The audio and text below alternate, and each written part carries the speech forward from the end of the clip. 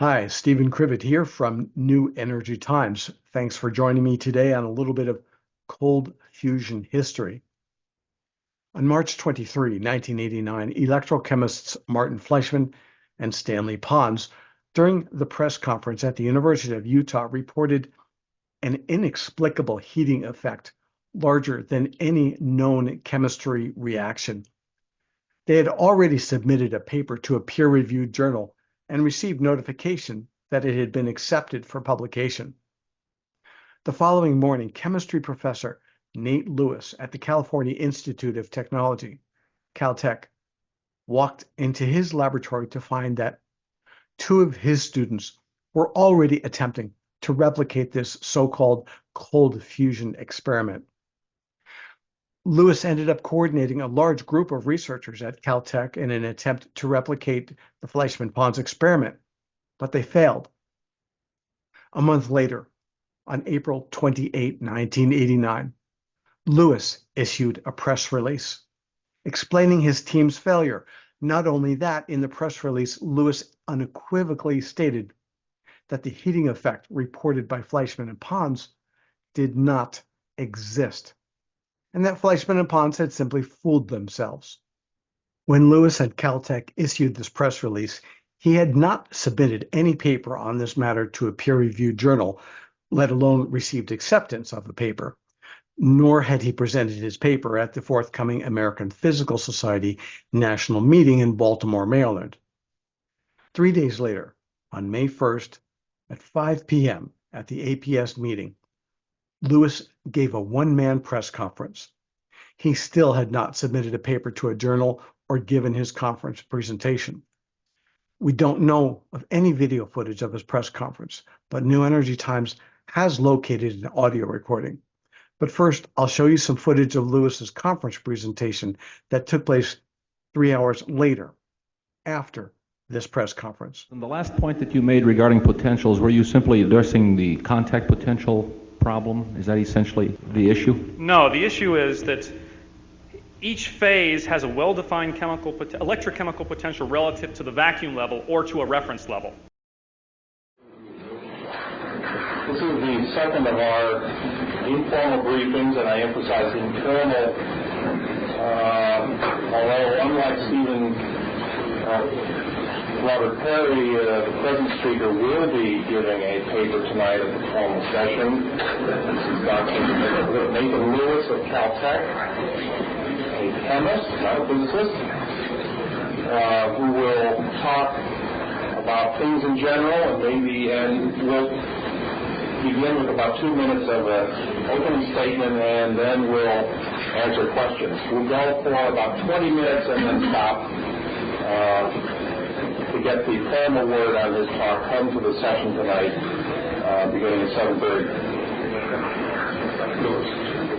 As most of you know, we've been working on this since day one, in fact, since the evening of the announcement. At Caltech, we're very fortunate to have great students and enthusiasm, and after this was announced, they all ran into the lab and started doing experiments that night. And we've been working pretty much at a breakneck pace ever since then. With very open minds, and Caltech's a very good place as far as interactions go, and so the physicists, the nuclear physicists, basically stopped what they were doing, ripped apart their instruments and said, whatever you guys need to put in there, we're going to put it in there. We're going to do the experiments necessary to see if it works. From then on, we have had no evidence of neutron detection. We have a sensitive neutron detector. It's approximately 10 to the 7 times more sensitive than would be needed to measure the rates reported by Pons and Fleischmann. We've used cast electrodes of different diameters, cold work electrodes, activated them, not activated them, followed the specific directions, followed variations on those directions, and have never seen any neutrons.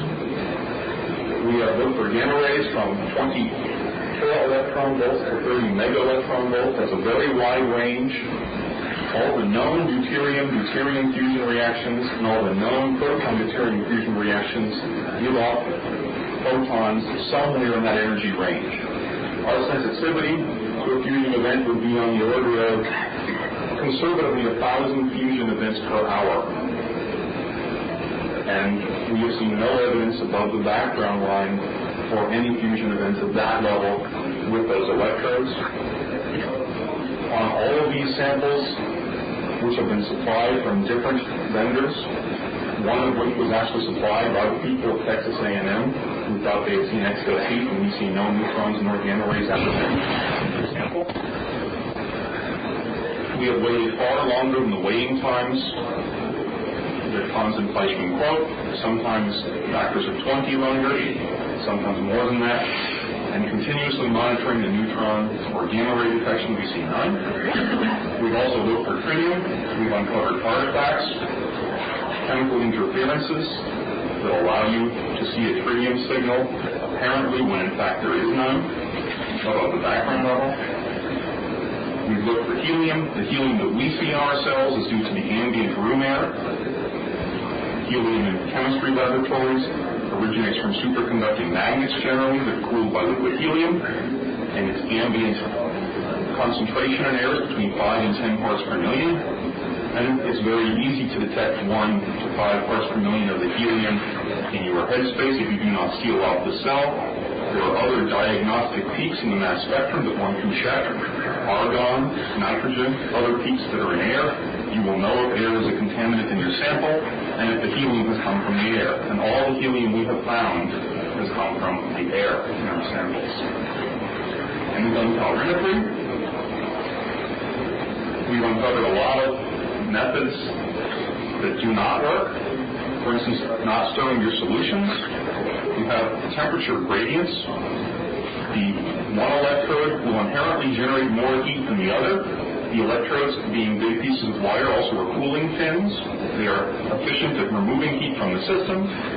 If you do not agitate the system and stir it, the temperature you measure depends on where you put the thermometer.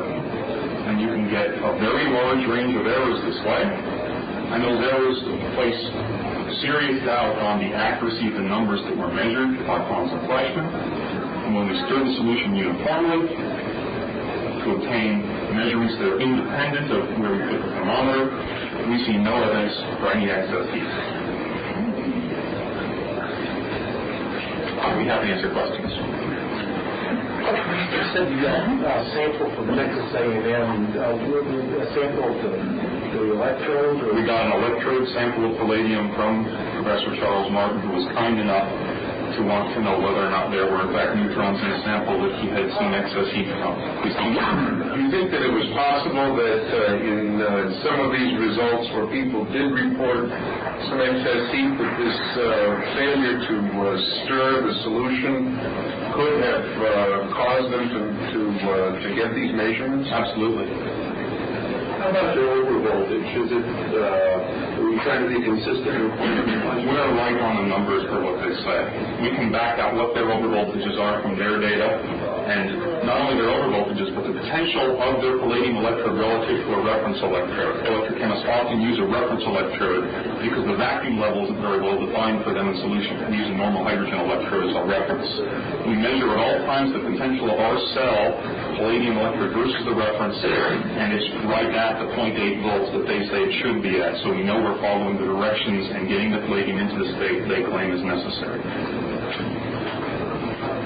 You know, the Lucifer marking calorimetry, car battery, and the undercurrent to it, it gives us some joule heat. What is the joule heat that would be produced by itself?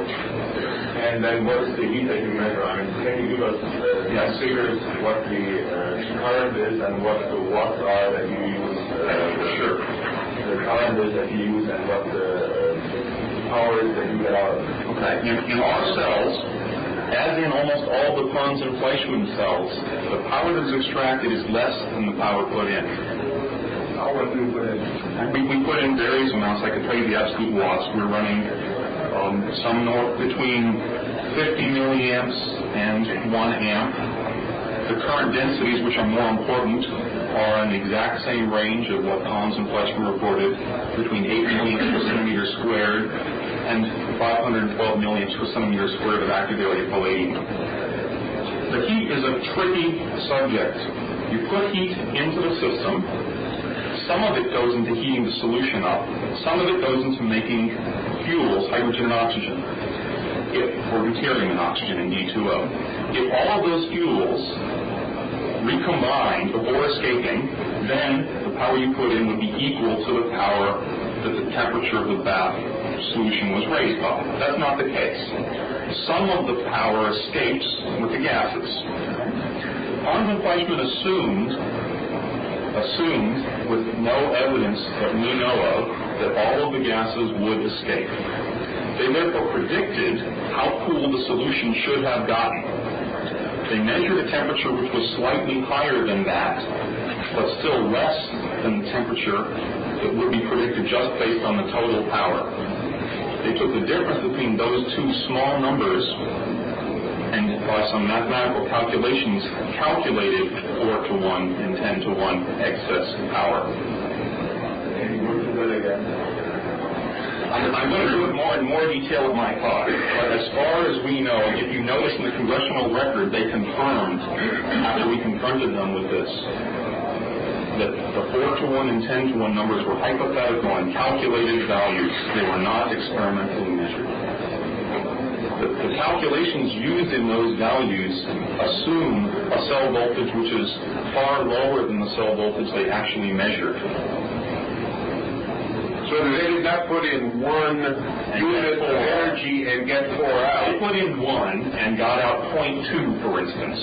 They said, well, we should have gotten out 0.13, so the difference between the 0.2 and 0.13 is our excess that we got out. And then they divided that by some other number, a much smaller hypothetical number, to get a 4 and a 10 to 1 out to in. Well, now, is that kind of thing when you got people going and talking to congressmen about stuff who would be lay people and then asking for a lot of money to do some more of this kind of stuff, would the congressman tend to think if you're 4 to 1, you put 1 volt in, you got 4 volts out? That's what people would tend to think. On the question of helium 4 measurements, Dr. Lewis, I see a lot of funds his associates claim to have been measuring 10 to the 12 helium 4 atoms and so on.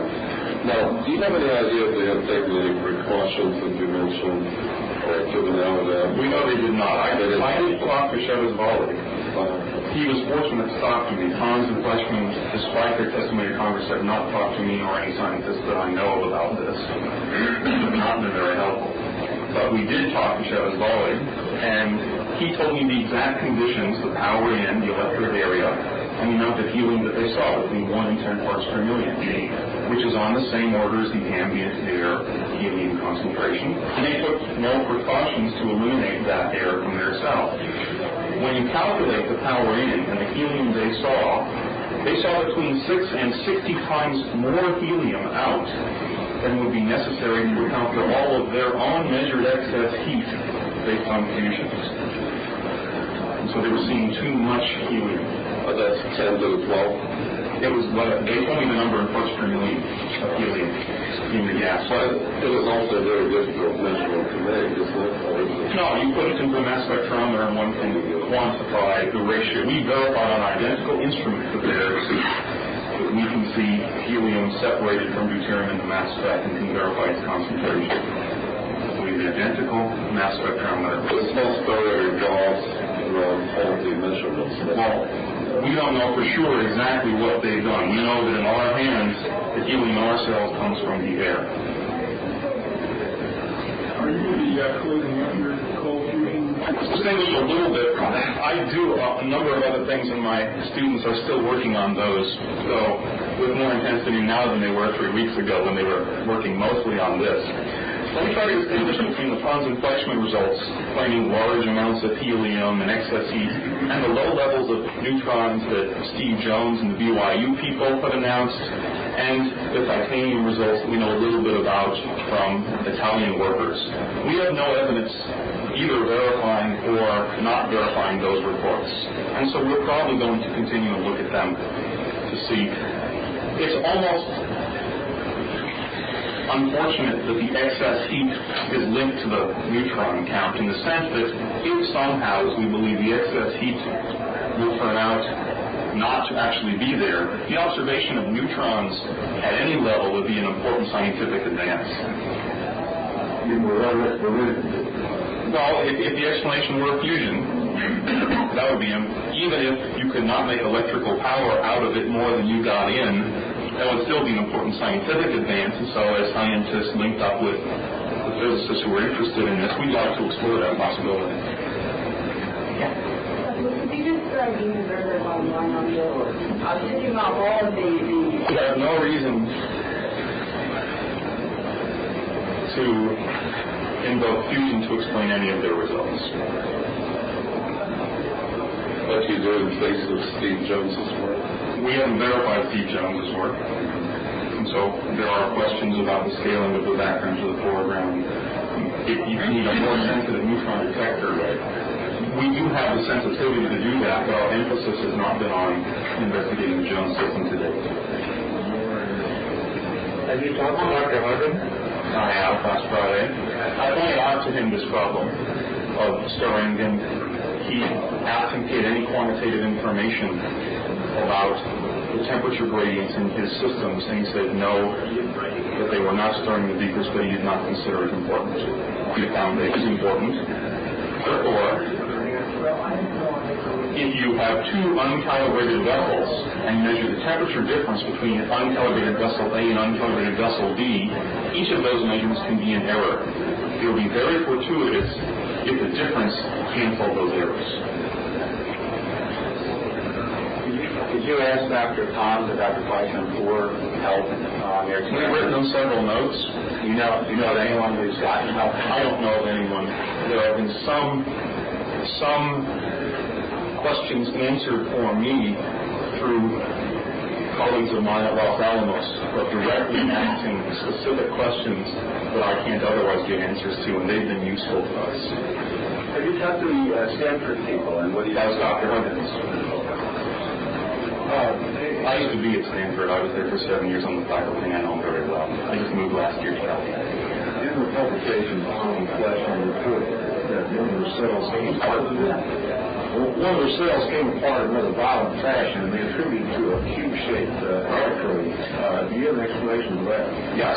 We don't know. We weren't there. They weren't there. The story we hear is that Hans' son came in and turned the current down, and the next day the cell caused damage to the lab. We don't know if the current is turned down or up. We do know that palladium stores large volumes of hydrogen. The hydrogen and oxygen are explosive mixtures in air. We know that palladium hydrides were abandoned for use as storage for hydrogen batteries for automobiles because people had explosions with them. You believe it to be a chemical explosion? That's the most likely explanation. Have you run any light water experiments? Yes, and the light water experiments that we've run for neutrons and gamma show nothing. And we accounted for all of the cells in the temperature.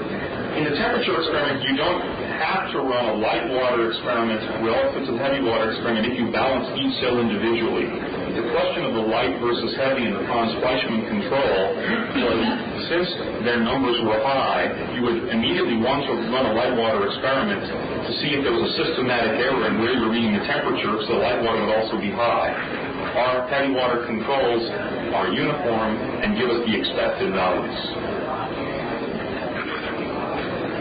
I was trying to write this one about temperature gradients in himself. He said there were some places where it's getting too hot, you'd expect that to be balanced out by other places where it would be too cool, and you can't stack up all the probabilities to knock it. Does that make sense? What do you say to that? If you use a thermistor, which measures the local temperature at a certain spot, then that's where you measure the temperature. The temperature somewhere else is irrelevant to your measurement. If you're in a lake in the springtime and it's colder on the top than on the bottom, you have no idea what the temperature at the bottom is. You're just cold. If you go down to the bottom and it's hot, you have no idea what the temperature at the top is. You're hot. You measure two different temperatures depending on where you are. And we built an exact replica of their cell. We thank the press, by the way, for giving us good photos of your cell. We blew one up, and we took measurements of Hans's wrist relative to his arm length, which doesn't vary too much. We used that to get a scale, and we built an exact replica of his cell as best we could do. And we ran it at exactly his conditions. We measured the temperature gradient in his cell in our hands under what we think are identical operating conditions, and they do exist and are non-negligible. What do you think this whole thing is down this far? Because people want to leave? In part. And it's very exciting if it were true. What do you think these funding institutions will do? We don't know. I'm now. Would you actually go on to do that? I want more money to go to what I do. Everyone's fighting for a given piece of the pie. And it would be nice if there was more money for science and some of it went to cold fusion. That would be nice too. So I'll fly by that. In that paper, quantum Fleischman writes that what they see, the excess energy.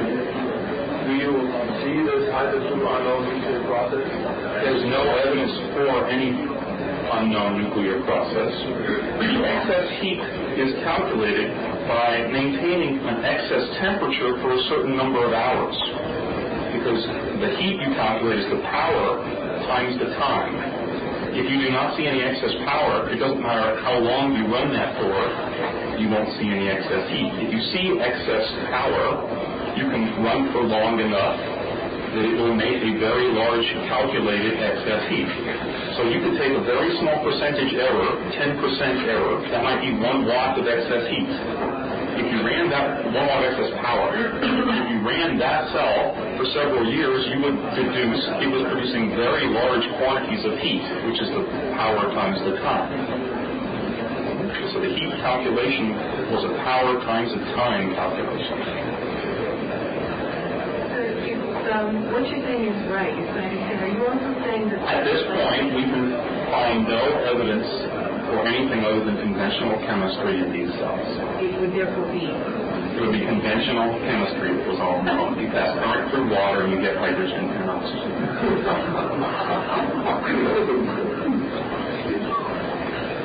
Hans seems to be proud of the fact last Monday that 2 of his cells have run since December 1st, producing this so-called excess heat. Well, but that cell doesn't mean anything. They can keep running them for years. Sure. If you put them, of course. There's also a quote about boiling water. And you boil water on your stove many times with input power. That says nothing about making a lot of heat. It just says something about the ability of the vessel to contain the energy you're putting into it.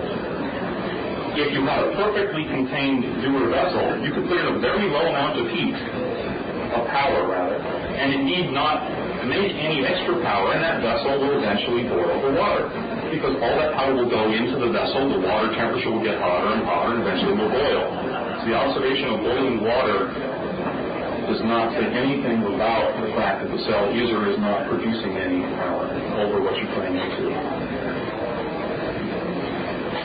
We're going to have to stop at this point. We've arranged in advance about 20 minutes, but maybe Dr. Lewis will answer some questions. There is a Caltech news release in the next room about this experiment, and I encourage you to come tonight to hear the rest of it. You said this is the most expensive